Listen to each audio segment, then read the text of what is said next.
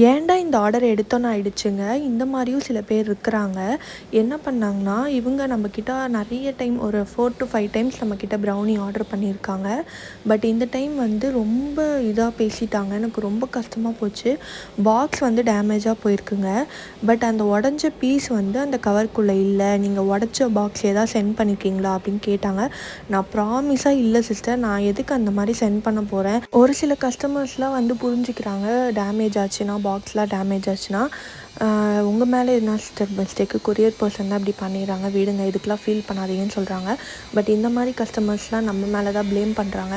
இந்த கஸ்டமர் வந்து என்னோடய பாக்ஸ் வந்து டேமேஜ் ஆகிடுச்சு, எனக்கு ஆஃப் த அமௌண்ட் ரீஃபண்ட் பண்ணுங்கன்னு சொல்லியிருந்தா கூட நான் ரீஃபண்ட் பண்ணியிருப்பாங்க.